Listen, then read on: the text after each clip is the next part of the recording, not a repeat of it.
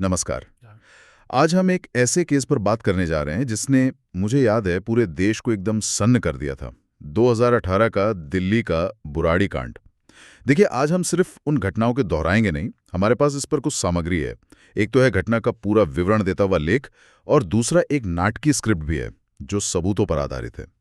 तो आज का हमारा मकसद है कि इन स्रोतों के जरिए थोड़ा गहरा उतरा जाए, समझने की कोशिश करें कि उस घर में आखिर हुआ क्या था।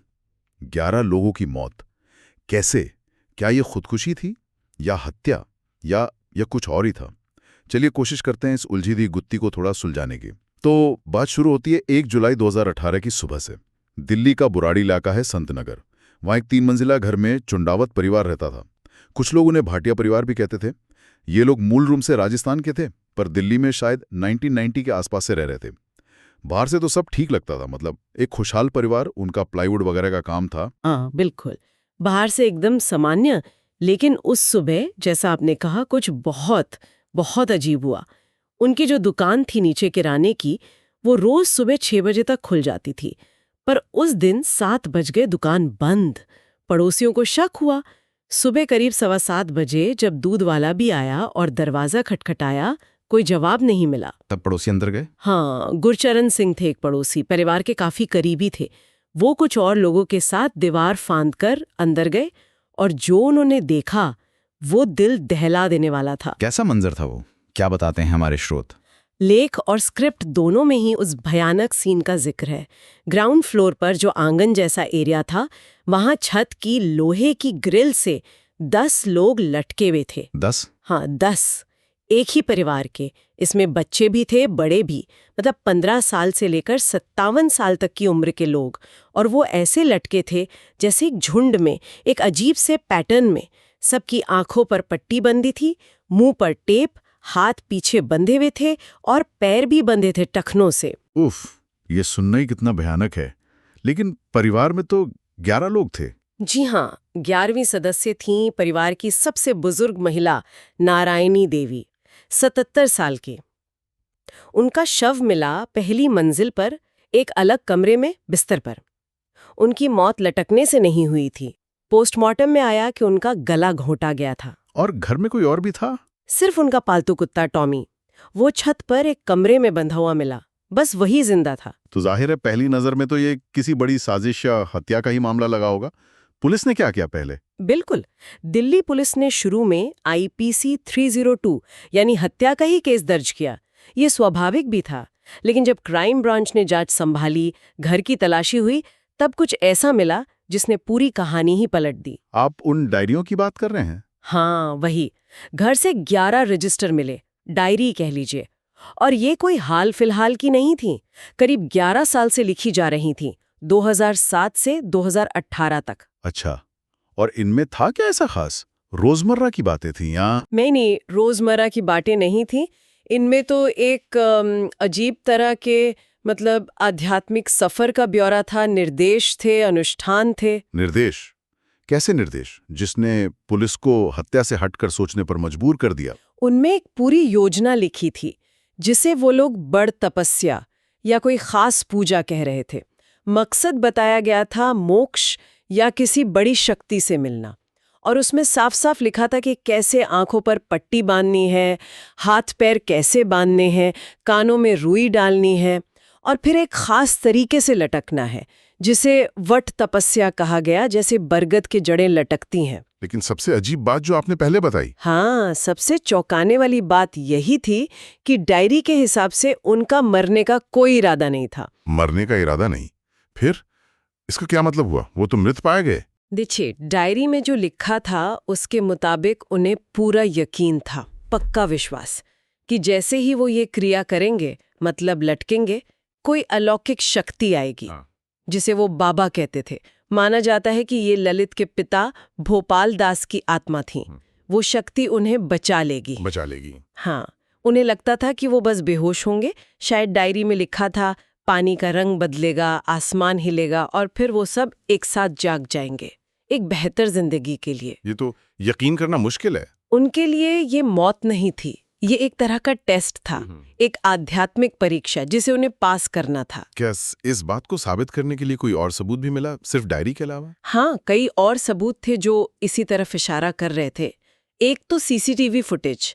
विडंबना देखिए, वो कैमरा परिवार ने खुद लगवाए थे अपनी सुरक्षा के लिए। अच्छा। फुटेज में साफ दिख रहा था कि अनुष्ठान का जो भी सामान था, स्टूल, तार, वो कपड़े की पट्टियां, टेप, वो सब परिवार के लोग खुद ही खरीद कर लाए थे। कोई बाहर का आदमी नहीं? कोई नहीं। फुटेज में ये भी दिखा कि घटना से कुछ दिन पहले रात में वो लोग घर के अंदर स्टूल लगाकर कुछ प्रैक्टिस जैसा कर रहे थे, शायद उसी अंतिम क्रिया की तैयारी। और 30 जून की रात करीब 10:30 बजे के बाद घर में कोई बाहर का आदमी ना आया न गया। और पोस्टमार्टम रिपोर्ट, उसने क्या बताया? पोस्टमार्टम रिपोर्ट ने भी डायरी की बातों को सपोर्ट किया। जो 10 लोग लटके मिले, उनकी मौत का कारण एंटीमॉर्टम हैंगिंग बताया गया, मतलब फांसी लगने से दम घुटना। और नारायणी देवी की मौत गला घोटने से हुई थी। और सबसे जरूरी बात, किसी के शरीर पर जबरदस्ती के संघर्ष के निशान नहीं थे, नहीं कोई जहर मिला। तो इससे वो थ्योरी कि किसी ने बाहर से आके हमला किया या जबरदस्ती की, वो कमजोर हो गई। तो पुलिस आखिर किस नतीजे पर पहुंची? अगर हत्या नहीं और मरने का इरादा भी नहीं, तो फिर ये था क्या? पुलिस ने फिर मनोवैज्ञानिकों की मदद ली। एक साइकोलॉजिकल ऑटोप्सी की गई। मनोवैज्ञानिक शव परीक्षण, ये क्या होता है? इसमें एक्सपर्ट्स डायरियों को पढ़ते हैं, परिवार के पुराने व्यवहार, रिश्तेदारों, दोस्तों से मिली जानकारी, इन सब के आधार पर उनकी मानसिक स्थिति को समझने की कोशिश करते हैं।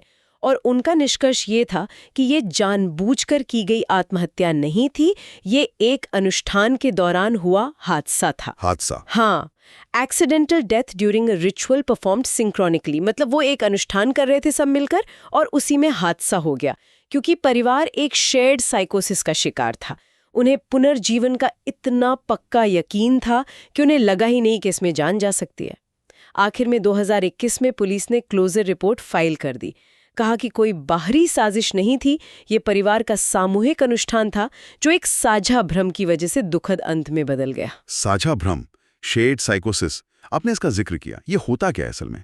कैसे पूरा परिवार, जिसमें पढ़े लिखे लोग भी थे, इस तरह के विश्वास में आ गया? देखिए, शेयर्ड साइकोसिस या जिसे फॉलिया फैमिली भी कहते हैं, मतलब परिवार का पागलपन, ये एक रेयर साइकोलॉजिकल कंडीशन है।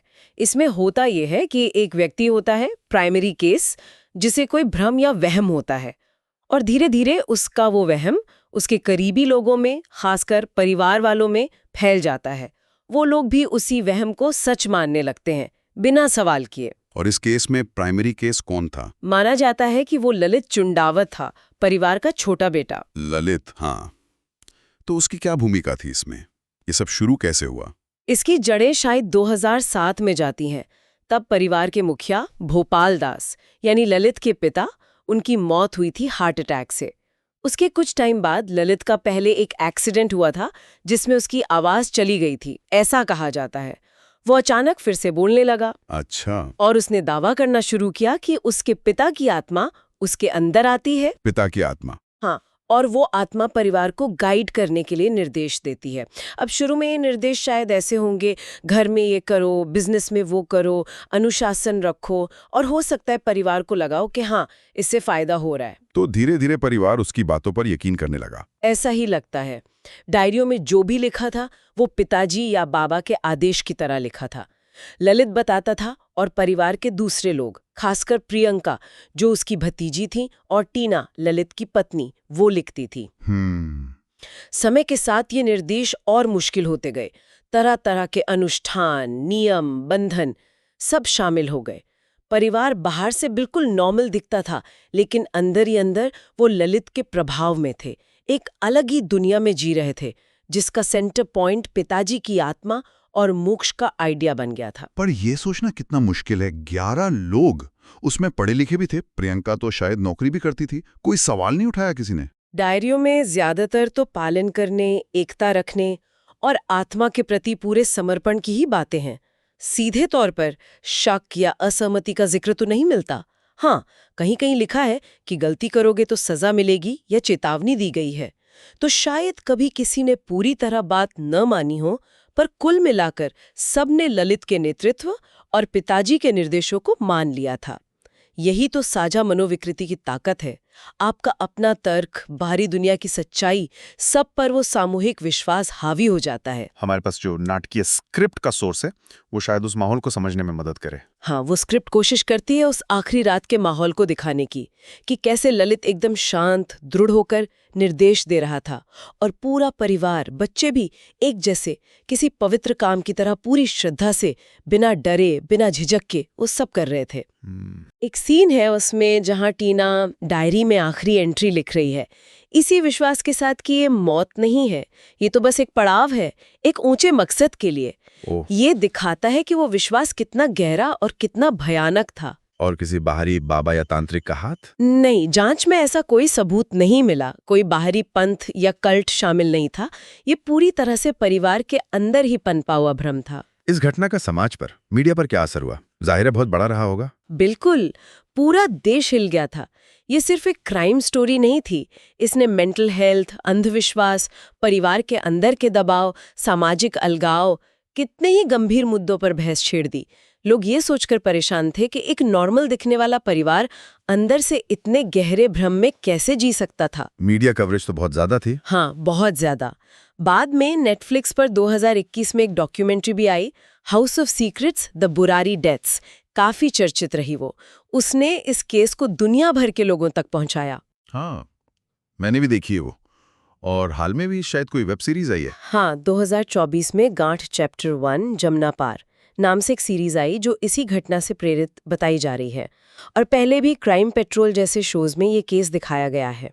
क्या लगता है, ऐसी घटनाओं को रोका जा सकता है? क्या बुराड़ी कांड के बाद कुछ सबक लिया गया, कुछ बदला? ये मुश्किल सवाल है। दुख की बात है कि इसके बाद भी ऐसी खबरें आईं, जैसे 2024 में ही दिल्ली के वसंत कुंज में 3 मौतें हुईं, या मध्य प्रदेश में एक परिवार ने आत्महत्या की, जिनमें अंधविश्वास या ऐसे ही कारण बताए गए। हाँ, उनकी तुलना भी बुराड़ी से की गई थी। बिल्कुल। इन मामलों ने पुलिस को भी अलर्ट किया है। बुराड़ी की घटना बार बार हमें याद दिलाती है कि मेंटल हेल्थ पर खुलकर बात करना कितना जरूरी है। चुंडावत परिवार की कहानियां दिखाती है कि बाहर से सब ठीक दिखने के पीछे भी गहरा मानसिक संकट हो सकता है। उनकी जो गोपनीयता थी, शायद समाज क्या कहेगा, इसका डर उसने उन्हें कहीं मदद लेने से रोक दिया, और अंदर ही अंदर वो भ्रम बढ़ता चला गया। सही बात है। तो शायद मानसिक स्वास्थ्य के बारे में जागरूकता और मदद तक आसान पहुंच, ये चीजें भविष्य में ऐसी त्रासदियों को रोकने में कुछ मदद कर सकती हैं। तो अगर हम अपने स्रोतों को देखें, वो लेख और वो नाटकीय स्क्रिप्ट, तो बुराड़ी कांड सिर्फ एक सामूहिक आत्महत्या का मामला नहीं था। ये उससे कहीं ज्यादा उलझा हुआ था। ये साझा भ्रम की कहानी है, गुप्त अनुष्ठानों की, एक परिवार के अंदर पनपे अजीबोगरीब विश्वास की, और पुनर्जीवन की एक ऐसी उम्मीद की जिस पर यकीन करना मुश्किल है। और ये सब उन 11 डायरियों में लिखा हुआ है। ये वाकई इंसानी मन की गहराइयों और विश्वास के अंधेरे कोनों को दिखाता है। बिल्कुल। और एक चीज जो स्रोतों से निकल कर आती है, खासकर स्क्रिप्ट के विवरण से, वो सोचने पर मजबूर करती है। उसमें ये जिक्र है कि उस आखिरी रात, अनुष्ठान से ठीक पहले, परिवार ने अपने कुत्ते टॉमी को एक कमरे में बंद किया था। हाँ, वो अकेला जिंदा बचा था। पर सिर्फ बंद नहीं किया था, उसके पास पानी भी रखा था। वो चाहते थे कि वो सुरक्षित रहे। अच्छा, पानी भी रखा था। हाँ, मतलब उस आखिरी भयानक समय में भी वो देखभाल दिखा रहे थे। एक जानबूझकर किया गया काम, भले ही एक जानवर के लिए। ये वाकई सोचने वाली बात है। हाँ, ये छोटी सी बात उस परिवार की मानसिकता के बारे में क्या कहती है। वो एक ऐसी क्रिया करने जा रहे थे जिसे वो मौत नहीं मान रहे थे, बस एक अस्थायी अवस्था। तो क्या ये देखभाल का काम उनके उस साझा भ्रम को, उनकी रियलिटी की समझ को और ज्यादा कॉम्प्लेक्स नहीं बना देता? ये सोचना पर मजबूर करता है कि उस घर के अंदर नॉर्मल और एबनॉर्मल, देखभाल और विनाश, इनकी लाइनें कितनी धुंधली हो गई थीं। शायद यही इस कहानी का सबसे ज्यादा परेशान करने वाला पहलू है। इस पर सोचना जरूरी है।